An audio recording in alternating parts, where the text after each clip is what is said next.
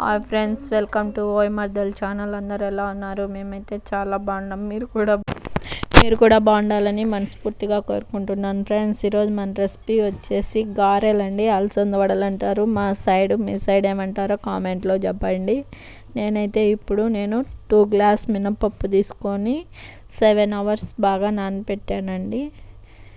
నానబెట్టుకున్న తర్వాత మనము 3 times శుభ్రం చేసుకొని మనము ఒక కింద మెత్తని క్లాత్ వేసుకొని ఆరబెట్టుకోవాలి. దాని మీద ఆరబెట్టుకొని మిక్సీ పట్టుకోవాలండి. మిక్సీ పట్టుకున్న తర్వాత అందులోకి కావాల్సిన ఇంగ్రీడియంట్స్ చూడండి: కొత్తిమీర, కరివేపాకు, వెల్లుల్లి, ఆనియన్స్ అనేది కట్ చేసి పెట్టుకున్నానండి సన్నగా. ఇప్పుడు ఫస్ట్ అయితే సన్నగా కట్ చేసి పెట్టుకున్న ఆనియన్స్ అయితే వేసుకున్నాను.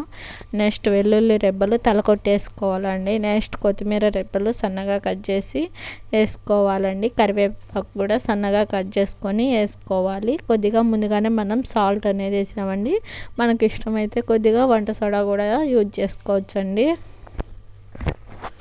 ఇప్పుడు మనము అన్నీ వేసిన తర్వాత ఇప్పుడు ముందుగా కొన్ని సన్నగా కట్ చేసుకున్న పచ్చిమిర్చి ముక్కలు కూడా మనం ఐటెంలో చూపించలేదండి. ఇప్పుడు చూడండి, సన్నగా కట్ చేసుకొని వేసుకోవాలండి.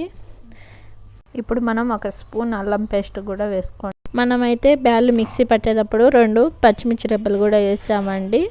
టేస్ట్ అయితే చాలా బాగుంటుందని మళ్ళీ పైన 2 సన్నగా కట్ చేసుకొని వేసుకున్నామండి. చాలా సన్నగా కట్ చేసుకొని వేసుకోవాలి. ఇప్పుడు మనమైతే మిశ్రమాన్ని బాగా కలుపుకోవాలని అన్నీ వేసిన తర్వాత బాగా కలుపుకోవాలి. మనకు ఇలా రావాలండి పిండి కన్సిస్టెన్సీ వచ్చేసి. మనం ఇప్పుడు స్టవ్ మీద ఆయిల్ పెట్టి ఆయిల్ వేడైన తర్వాత చేతికి ఒక పాప్లిన్ కవర్ కానీ ఏదైనా తీసుకొని మనము ఈ విధంగా మనము రౌండ్గా చేసుకొని మధ్యలో హోల్ పెట్టేసుకొని ఇలా ఆయిల్లో వేయాలండి. ఆయిల్లో వేసిన తర్వాత మనకైతే గారెలు బాగా కాలుతున్నాయండి. నేనైతే ఇప్పుడు స్టెప్ బై స్టెప్ వేసానండి. నిదానంగా వేసుకోవాలండి. మనము వేసుకునేటప్పుడు ఫ్లేమ్ వచ్చేసి లో ఫ్లేమ్లో పెట్టుకోవాలండి. వేసుకున్న తర్వాత మనం హై ఫ్లేమ్లో పెట్టుకొని వేయించుకోవాలండి. ఒకదానికి ఒకటి అతుక్కోకుండా నిదానంగా వేసుకోవాలండి. మనమైతే ఇప్పుడు ఒకవైపు కాలిన తర్వాత మరోవైపు నిదానంగా తిప్పుకోవాలండి. ఇప్పుడైతే మొత్తం మనం తీసేసుకున్నాం బౌల్లోకి. ఈ విధంగా వచ్చాయండి. నెక్స్ట్ మళ్ళీ అన్నీ తీసుకున్న తర్వాత మళ్ళీ ఇంకొక స్టెప్ వేసుకోవాలండి.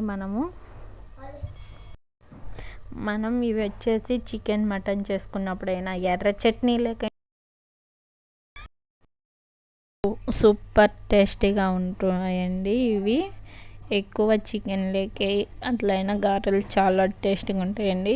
ఇట్లా టెక్నిక్ ఎల్లుల్లి తలకొట్టేసుకున్నామంటే చాలా టేస్టీగా ఉంటాయండి. ఇవి వచ్చేసి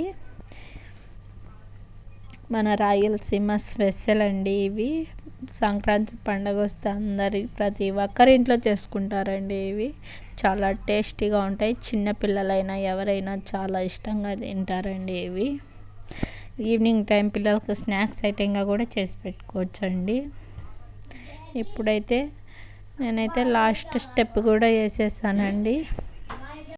ఇప్పుడైతే మనం నిదానంగా ఇలా లాస్ట్ అయితే అన్నీ వేగిపోయినాయండి. లాస్ట్ 2 వడలు అనేసి ఉన్నాయి, అవి కూడా వేగిపోయినాయి. ఇప్పుడు మనం అన్నీ తీసుకున్నామండి. 2 గ్లాసుల అలసంద పప్పుకు వచ్చిన వడలండి. ఇవి మనకు అయితే వచ్చాయండి. చాలా టేస్టీగా ఉన్నాయి. చూడండి, నేనైతే లోపల కూడా ఇట్లా బాగా వేగినాయండి. టేస్ట్ అయితే చాలా బాగుందండి. ఈ వీడియో మీ అందరికీ నచ్చింది అనుకుంటున్నా ఫ్రెండ్స్. నచ్చినట్లయితే ప్లీజ్ లైక్ చేయండి, షేర్ చేయండి, సబ్స్క్రైబ్ చేసుకోండి మర్చిపోకుండా. Okay, bye friends. ఇలాంటి వీడియోలు ముందు చాలా వస్తుంటాయి.